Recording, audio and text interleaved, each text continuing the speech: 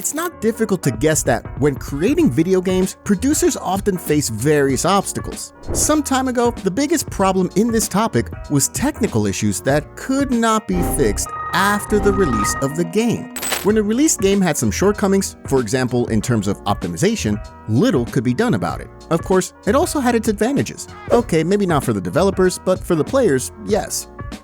The developers were afraid to make a mistake, so the games often worked very well on the day of release. Sadly, the games released nowadays can be almost unplayable, a great example of which is known to all of us, Cyberpunk 2077.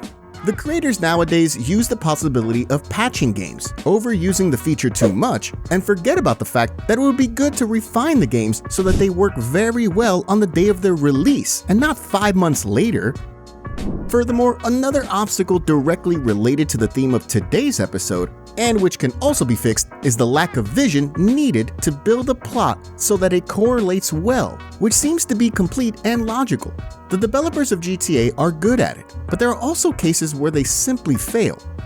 In turn, the cool thing about all this is that when we encounter such an underdeveloped thread, it happens that after some time, in one of the next installments, it appears again, but it's more refined. Of course, this is often hard to notice at first glance.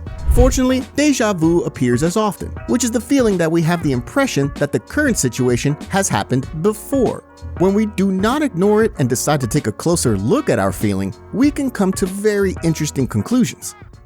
And now that the theory is behind us, it's about time to move on to the first specific example, which will be the thread related to the conflict between the families and the ballas. By the way, we have a video in which the entire course of this conflict was discussed right in the tab. If you want to know its details, take a look at this video after watching the current one. Coming back to the point, try now, that is during the next few sentences you'll hear, to associate a certain thread from GTA 3. The rivalry between families and ballas in GTA San Andreas was very fierce and continued with minor breaks de facto throughout the game's whole storyline. Both gangs had their good and bad times. Both criminal organizations had powerful resources, whether in terms of people or money, and all this was observed within the huge crack epidemic that hit the Los Santos area in 1992. If you haven't connected it with anything yet and you don't have deja vu, then take a look at the Purple Nines and Red Jacks gangs from GTA 3.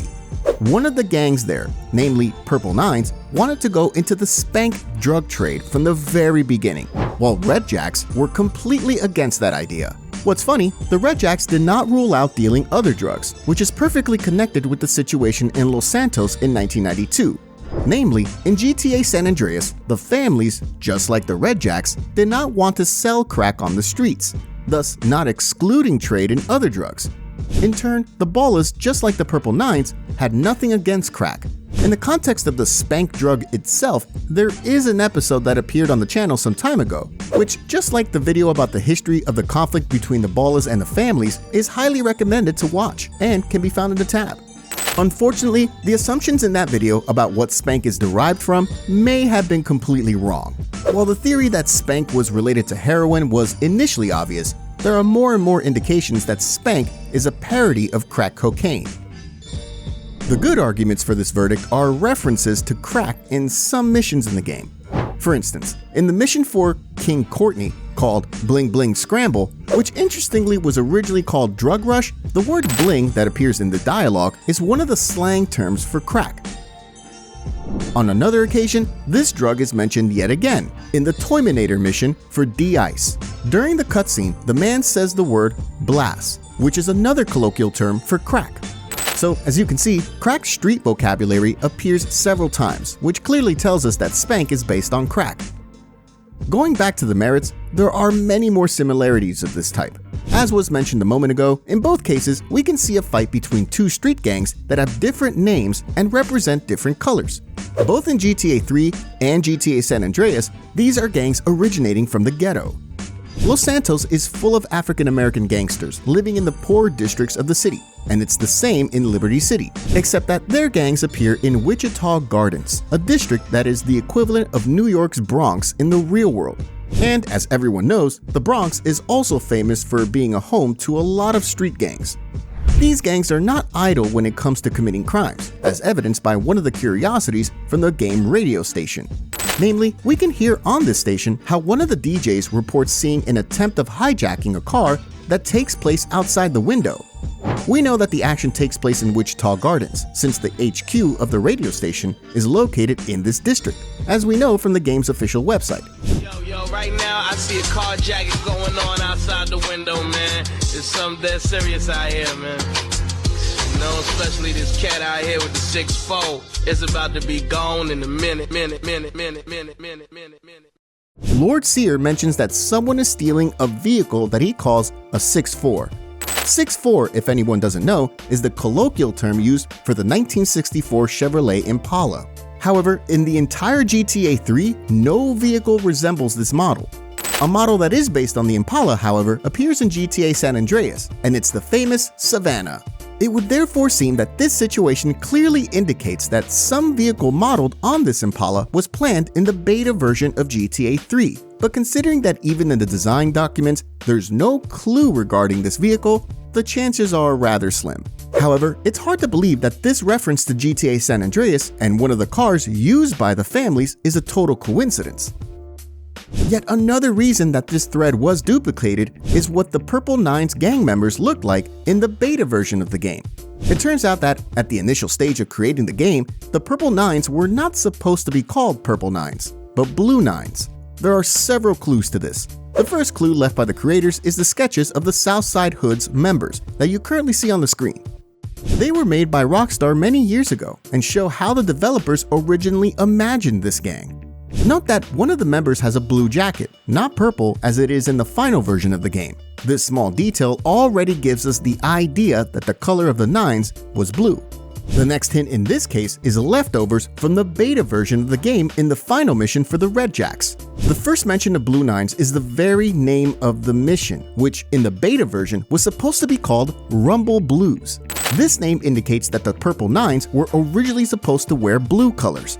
Looking at the fact that in the beta, we would therefore be dealing with the Red and the Blue gang, it's very possible that the gangs were modeled on the Crips and the Bloods gangs, respectively, which coincides with GTA San Andreas, where we have a very similar situation. It's also worth adding that thanks to the files from the first version of GTA 3 Definitive Edition, we know that originally one of the dialogue lines was supposed to be longer. Namely, in the final version, when we pick up D-Ice's brother in the Rumble mission, he says, "It's time to crack some skulls." But as it turns out, in the game files, we'll find information that D-Ice's brother was supposed to say about blue skulls. Let's go crack some skulls. Generally speaking, Grove Street Games wanted to change this line so that it referenced the final colors worn by Purple Nines, so the text would be, "Let's go crack some purple skulls" instead. However, Grove Street Games did not implement this change in the end, and D-Ice's brother still says, "Let's go crack some skulls." So, as you can see, the developers created a thread in GTA 3 that probably inspired them to look for real-world events that would be suitable for making a story that will be the leading one in one of the next parts of the franchise. Moreover, the story of the conflict between the families and Ballas is a story we've seen long before GTA San Andreas, specifically in GTA 3, but in a different version, although still with a lot of similarities. What's more, if it's not the only deja vu you had while playing GTA San Andreas, you are again onto something. Quite a long time ago, an episode about the Contras organization appeared on the channel, the thumbnail of which you can now see on the screen, and which you must also watch if you haven't already.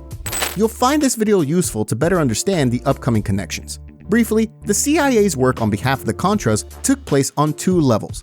The first of them was to cause a crack epidemic in Los Angeles and Miami, among others. The transport and purchase of drugs were done for one purpose, namely to raise funds to finance the activities of the Contras guerrilla organization. The second aspect was the transfer of firearms to soldiers, which was done through freight trains. These trains carried all the necessary equipment. This equipment went to ports in the United States, from which it was transported by sea directly to the destination. In GTA San Andreas, the developers showed us the problems of the Contras in a great way, but it's in GTA 3 that we can see the beginning of this thread. While playing the game's storyline, we repeatedly witness situations where planes arrive at Liberty City with rich amounts of spank, which, as we've already established, is modeled on crack. This happens, for example, during the mission Sam, where there's a plane crash with drugs on board. By the way, in the context of this task, it's worth watching the movie American Made, which you should watch especially if you're interested in the topics of drug smuggling to the United States and the activities of the CIA regarding this. In addition, Rockstar North implemented the Contra organization theme in several missions performed for Ray Machowski. For instance, in the mission called Arms Shortage, Ray mentions that he and Phil Cassidy saw some action in Nicaragua when the government still knew what they were doing. Bonnie buddy of mine runs a business in Rockford. We saw action in Nicaragua back when the country knew what it was doing. As we know, the Contras operated mainly in the Nicaraguan region, and the whole operation was secretly supported by the American government under the leadership of Ronald Reagan. This is a very subtle reference to these events. The second mission that continued Contra's storyline is Machowski's last quest in GTA 3. Machowski informs Claude that the CIA is interested in the spank drug trade, and they don't like that we're messing with the Colombian cartel. The CIA seems to have a vested interest in Spank, and they don't like us screwing with the cartel. I'm a marked man, so I'm getting out of here. Here, we have yet another clear reference that the CIA actively assisted the Contras and even protected drug cartels who wanted to contribute to the business. Yet another rather subtle reference to the Contras is found in Donald Love's interview with Liberty Tree newspaper. Namely, during the interview, the man mentions Nicaraguans when talking about America as a country of freedom, which may refer to the Contras organization opposing the current government. So, a question for you. Have you ever had deja vu while playing GTA? If so, it's very right, although probably the developers themselves would rather not have it. Meanwhile, that would be all. If you liked this episode, watch the 2 videos that are currently displayed on your screen. Thanks for watching, and see you in the next episode. Bye!